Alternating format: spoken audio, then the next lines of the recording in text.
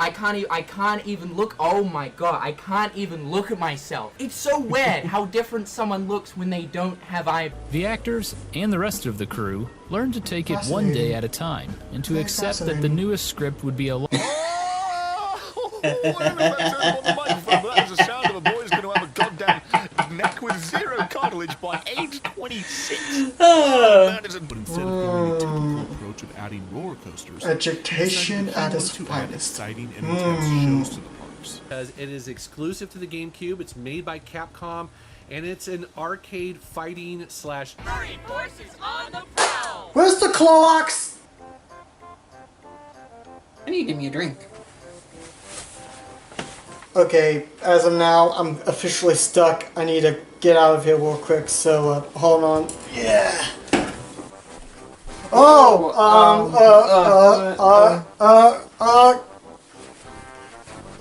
oh, well, thank you. There. Gosh.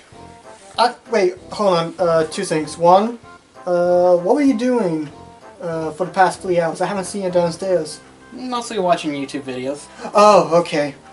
Hey, that's what I was doing. Okay. Yeah, that's good. I was watching some educational videos, getting some insight on Disneyland and gaming, and then I watched the Brandon's playlist, and it was horrible. Yeah, I'd never do that. You should know that. Yeah, oh, have you seen Clorox bleach? I need to bleach my eyes out to get rid of the bad vids. We don't have Chlorine bleach.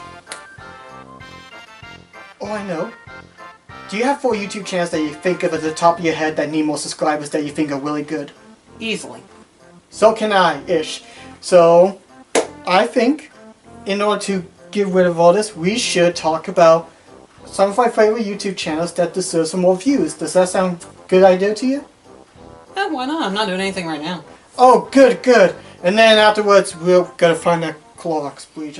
How am I supposed to do laundry without... Actually, I could probably do laundry without bleach, so why am I complaining? So, yeah, there's a couch right there. Yes, go ahead. Come on. Let's go. Okay.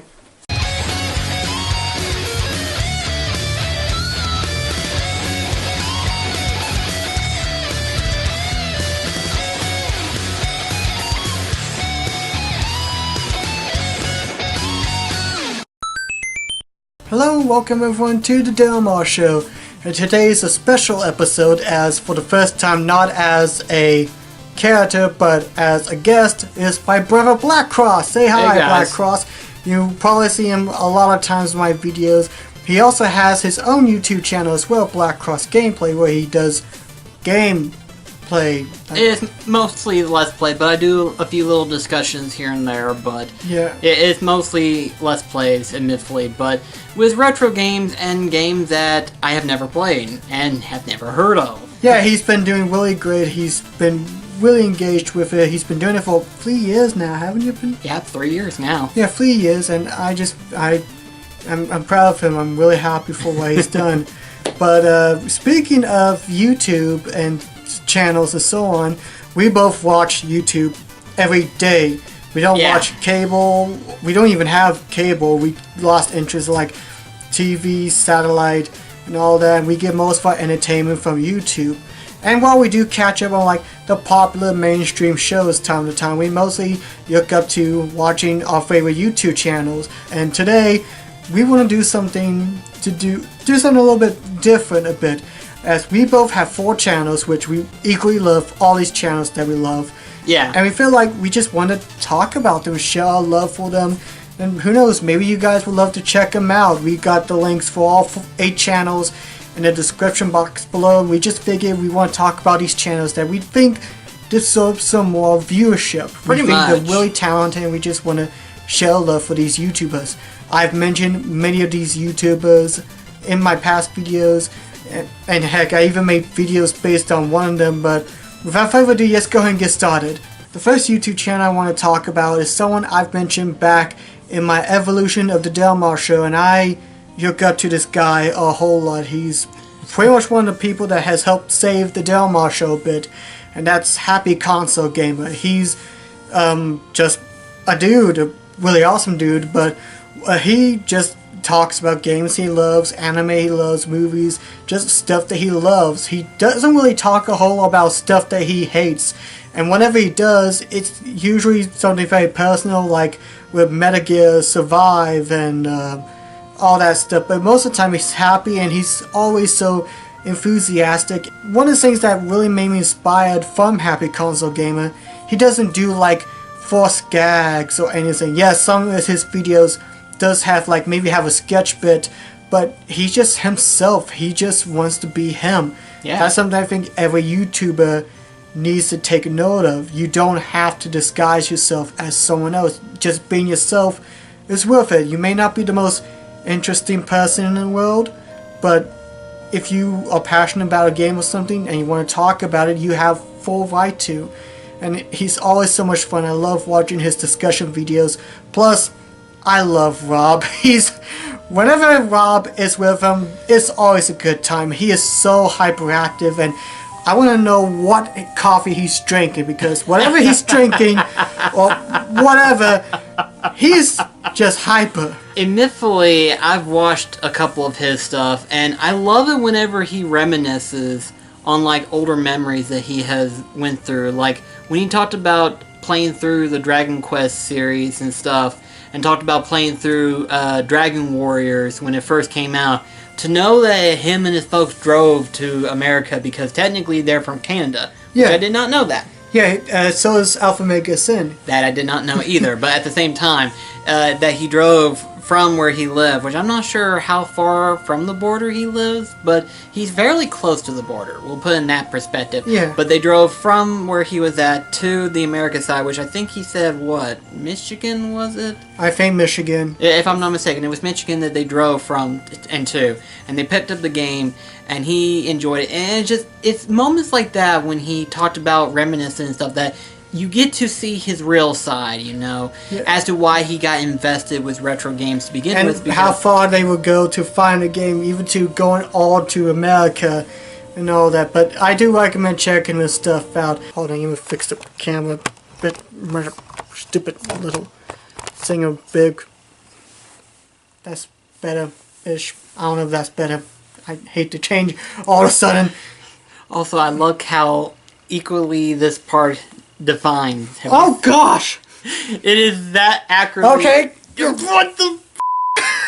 Don't swear on my videos. The first one I want to go ahead and kind of point out, and it's actually one of the ones that basically kind of encouraged me to just make the YouTube channel that I've got right now. To give you kind of brief discussion as to who he is known as Cynical, who has a YouTube channel called The Gamer's Joint. For the most part, he mostly does a lot of Kingdom Hearts discussions, whether it be previous titles, doing like top 10s and stuff like that, or doing the occasional discussion in terms of Kingdom Hearts 3 from its development and everything like that. Seems kind of weird that he's called a Gamer's Joint, even though he does mostly one franchise. Well, he's been doing this, I think he said, for like 5 years now, and for the most part, he does a lot of Kingdom Hearts nowadays. Which isn't bad. But he does a lot of other games too, like he briefly talks about like Jak and Daxter, the Fallout series. No, I mentioned Crash Bandicoot. It's one of those things where it's like, it's mostly games that he's mostly a fan of, and there's nothing wrong with that. But the reason why I want to talk about him, about it in general, is because of his overall attitude and mood. Needless to say, he is strictly an entertainer in all purposes. When you watch his videos, you know he's there just to entertain people.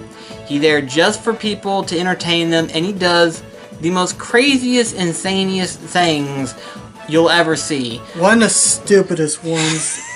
So it was a long-going theme of where people were saying he had the ugliest eyebrows. His eyebrows looked fine! I honestly couldn't tell you why people were saying they were ugly eyebrows. I guess for a joke or something. But someone donated $1,000 and in the comment basically saying, this is for the Shaved Eyebrows donation campaign. And he decided to shave his eyebrows on live camera during Twitch.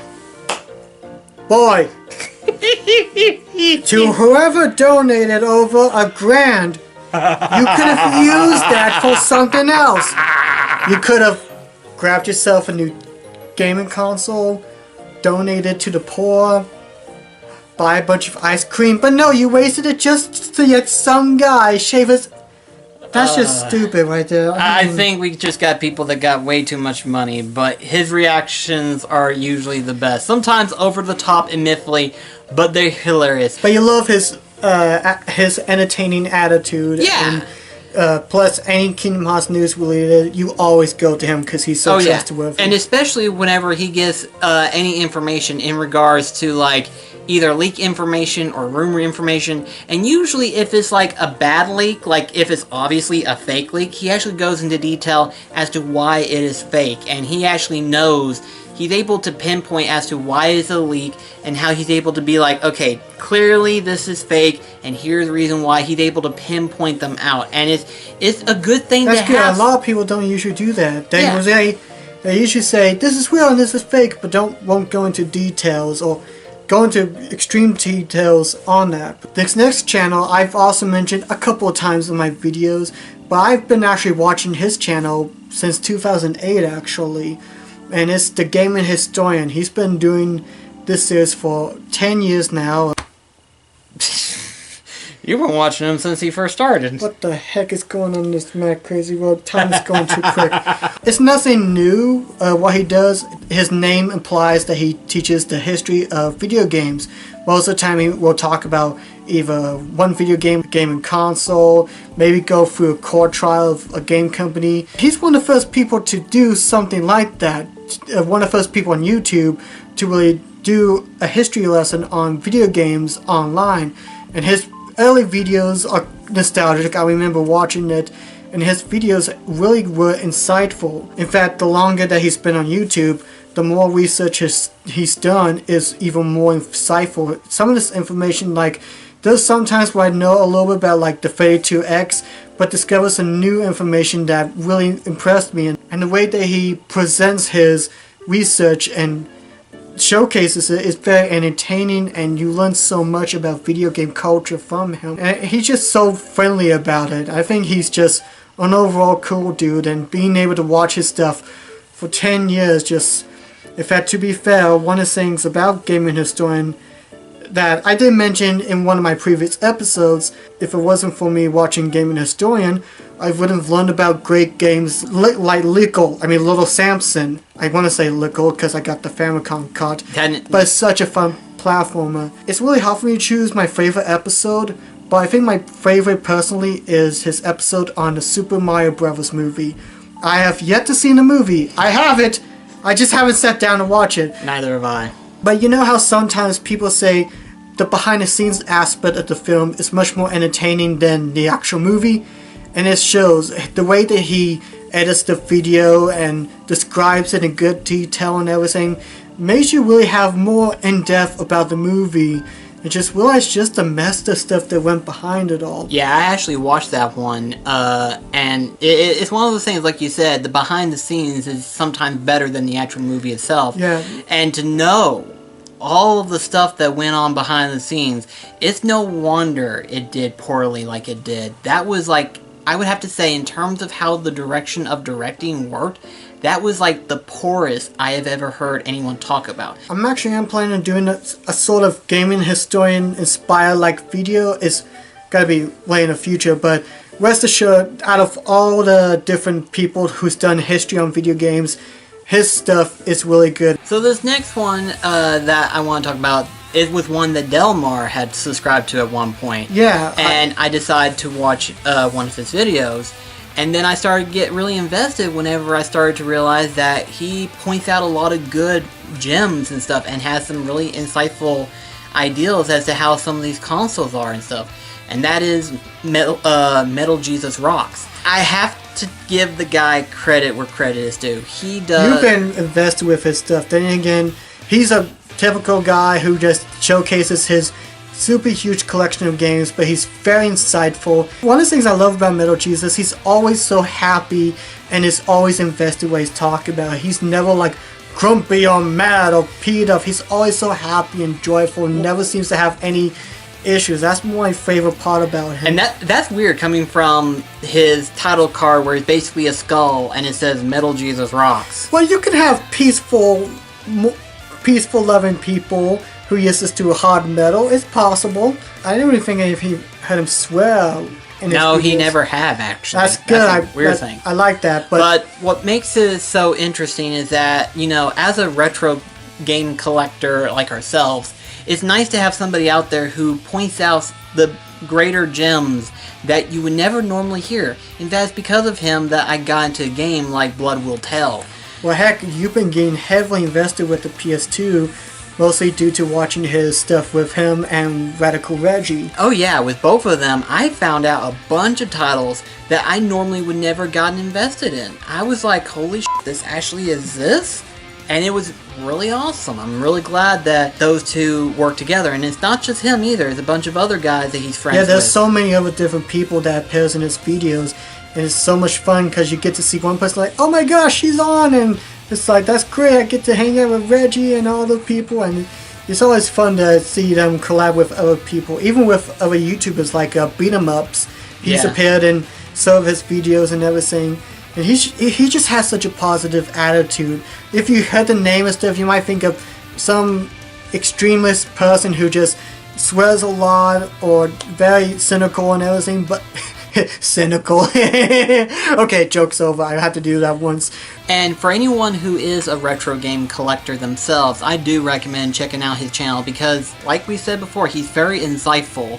He is, especially in regards to like setting up your game collection, some tips on how to go about like collecting Sega games or anything. And if I had to describe the way he edits his video, I would describe them being close to like a VH1 special in a way. Hey, it's that type of style. And I think what it is because he likes, I want to say he is, but I may be wrong, but he has that 80s and 90s-esque feel of like entertainment that he likes. I think that's what it is. It just he's watched so much of those, and that what inspired him to edit the videos like he does. But like I said, if you're a retro game collector, or if you just like having fun with videos and stuff like that, check out his channel. He's very good. This next one is gonna be a little bit odd for some people, but I think he's not a YouTuber I watch a whole lot. But I think that he's also really good too. He's simply known as the Company Man, and all he does, he takes a look at a company, talks about it, such as if the company is going at a decline like Kmart or Toys R Us, he discusses that, or talks about how big a company is, like Hershey, how big it is. To some people that doesn't sound interesting, but the way that he makes his videos, it's not like one of the most highly edited, wacky editing videos. It's very simple. Heck, I could probably make it in Windows Movie Maker, probably. But the way that he explains these companies and how they're so successful or how they've declined so much due to bad management, poor marketing decisions and stuff is very easy to understand. Heck, he did a video about the Madoff scandal, which I was a bit confused about back then when it happened, but the way that he described it, he explains it in a very well-mannered, very easy way for someone who may not be an expert in terms of business or marketing, is able to understand how it goes. Basically, it allows you to have a better idea and a simpler understanding of how the industry actually works. Thank you. That's what I was going for. Because I watched one of his videos, and it was basically on Amazon. And the ideal that Amazon went through, placing customers first versus profit, that makes sense on paper. But they literally took it to the next level, basically making no profit whatsoever and concentrating solely on getting the item to the customer. And that's how they managed to have gotten so far. And to this day, they're still not making profit, and yet they're making it as high as they are now. Heck, they're the most biggest company in the world to right a point to where Walmart fears them. Yeah, and when a big company like that, then again, just the business strategy is credible, and with the Company Man explained that, makes me have a high appreciation for Amazon, because I had never had any complaints with Amazon. Neither have I. I've always get the packages really early, like literally like 3 days before it even schedule shows up. Well, heck, the Black Heart sword that I got it from Amazon, and it came in like 14 days earlier than what it originally was supposed to be. And technically it came in from Japan. Yeah, and to see that, it's just like, that is really good service there. And It is. very easy to negotiate, and you can understand. So I do recommend checking out the company man. Even if you think you may not like his content, I don't watch every single upload he does. But you have a better understanding of what goes behind the scenes. Yes, and I think that part, being able to make something complicated like business, marketing, and stuff like that, and easily translate to people who aren't unknown about that side of terminology and how it works, being able to explain it in a very entertaining and knowledgeable way. Like, he does make a few bad jokes here and there, but not to the point where it ruins the video, and I like that. Right. It does a really good job. I also recommend watching this episode on the Beanie Babies. That one actually was really good. I'll have to watch that. I hadn't saw that one, Yeah, but it surprised me. the next one, this one, admittedly, she's not. Well, he. I can't really say for sure right off the bat. Honestly, I can't say, but I think now I know who. I think it's actually a she. Do not quote me on this one, because chances are she or he will probably beat the living shit on me, which is understandable. It is Super Butter Buns. Super Butter Buns is most notoriously, for those who have probably subscribed to he, she, it, is known for making games for beginners, such as Kingdom Hearts for beginners, Resident Evil for beginners. And in a sense, you could say that it is a ideal of how the game is made and how it works and stuff, but it's noticeable for its comedy aspects. Like, it is humorous in all forms of way. Like, even though Super Butter Buns tells you that it's rated M for mature and all that stuff, they still censor it, you know? They still censor in the parts that needs to be censored, and I find that hilarious, because it's like, well, yeah, technically, YouTube is getting a little sensitive about stuff like that, but it's still funny just to see stuff like that. Plus, the character model of Super Butter Buns itself is pretty hilarious to see at times, too. It's really hilarious, and I highly recommend it. Especially if you're one of those people that are like, you know, you want to see something new and interesting in terms of YouTube videos, but you still are in that realm of video game entertainment. Super Butter Buns is definitely that video you should check out. Yeah, you could tell some of the inspiration she has, and like, I got a sense of character within her, but she does it in a way that makes her stand out, and her comedy works. Heck, when she started her YouTube channel, she gained popularity so much.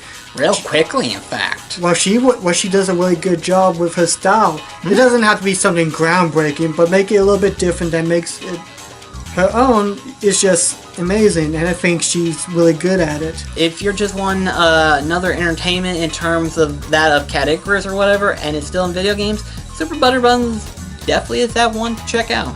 This next channel, again, it's kind of like with Company Man, but I know a lot of people will get into it. Well, Disney fans, despite them having a identity crisis, but that's just me. But one of the things that we don't really talk about are the theme parks. I mean, we love Disneyland. I don't have much remembrance of Walt Disney World. I know we went there once, but the only memory I have was a giant chipmunk coming to gnaw my face off. Disney World, Disneyland, all the parks have such a rich history, probably even richer than like most movie studios will have. And I guess, and there's been many times where a theme park will change, which makes sense. You want to have an attraction that still is updated to entertain people. Yeah. Because if you keep an attraction long enough, then it'll just, well, bleh. But this YouTube I watch really helped me get inspired to realize how rich of a history the Disney parks have. And this YouTuber is Defunct Land, and he doesn't just do Disneyland, he also does Universal, Six Flags, but his Disney stuff really shines through. Learning about old attractions like Extraterrestrial, Alien Encounter, Body Wars, America Sings, these old attractions that I wasn't even aware of, just made you realize just how rich of history that Disney has. And it's also got me really peculiar about other YouTubers as well that does Disney related content within the Disney parks, such as DPM Vids, Disney Dan, But I'm mostly going to talk about Defunctland, because the way that he describes and does the research for these, I just realized I do a lot of research-based videos. I got Gaming Historian doing gaming videos, Company Man doing company videos, and now Defunctland doing theme park videos. I just like to learn. Apparently I just love to learn. There is this weird saying I noticed with him, was that he tends to like kind of mock Michael Eisner a bit, which then again I know there's a few things that he probably didn't do so well, but I don't know if he has like a little love-hate relationship. I'm not sure exactly, but his videos are very interesting. Well, it's probably because of the fact that at the time that he took on as head CEO of Disney theme parks was that his main catch theme was trying to get in with the cool kids. Well, yeah, with that's true. teenagers. And We're not even going to talk about that one thing they did, the Videopolis. That was stupid. That was a messed up. It just got me really invested in like learning about the Disney parks and the rich history and learning about it, and I had to thank Defunctland the most because his videos are really engaging and has taught me a whole lot about the Disney parks that I was unaware of.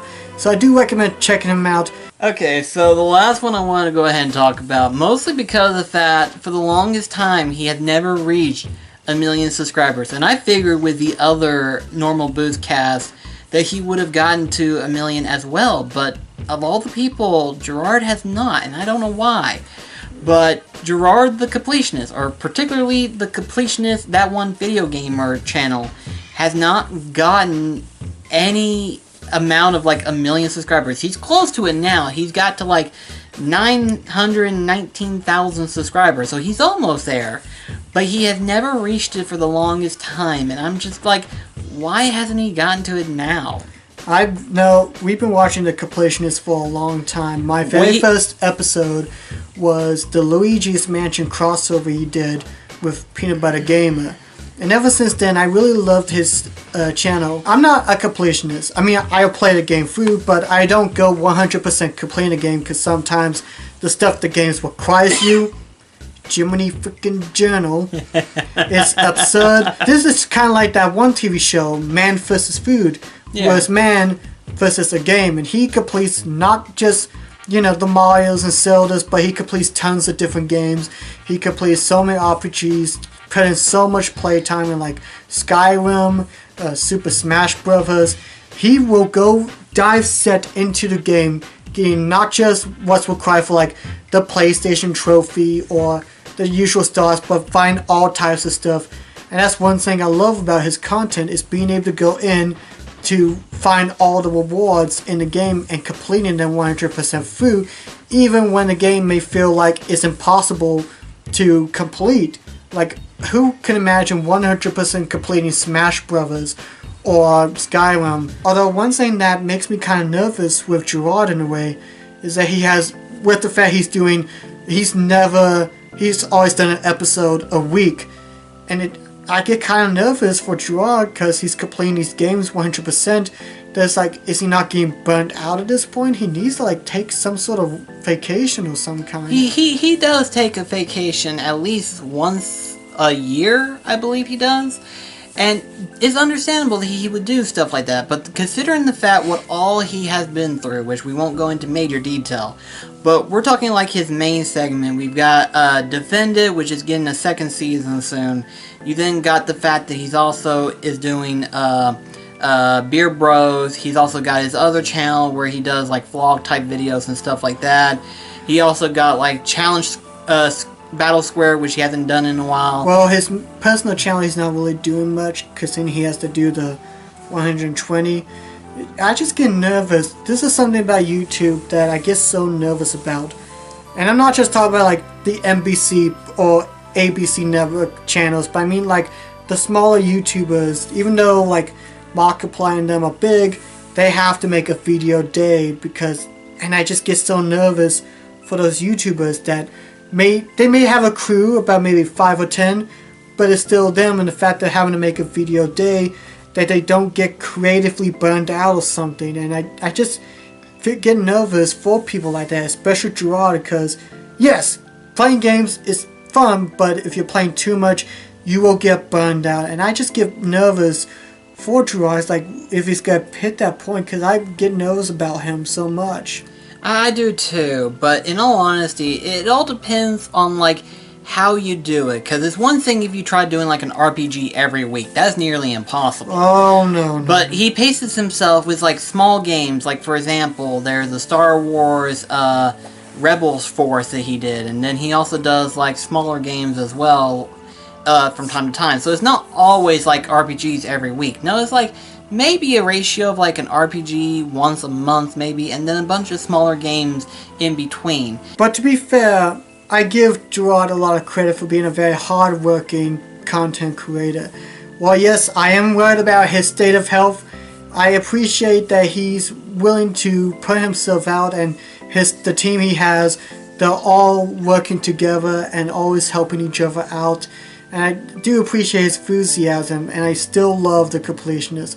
While I don't watch every single episode, like there's some games I don't care much for, Right. but to see him still completing a game a week is something I think is incredible, and shows some, and really has a message to people saying you can overcome any obstacle in the game. Just don't go crazy like Gerard the completionist. yeah, pretty much. But still, he's a great guy. I've been watching his stuff since 2000. Has it really been that long? Those are the 8 YouTube channels that we feel like should deserve some more views, and we love them so much. We have the links down in the description. It's actually been really interesting talking about YouTube channels. Like, we're still discovering YouTube content creators. While I don't go out YouTube hunting as much as I do now, there's still plenty of great YouTubers that we still love to keep up to date.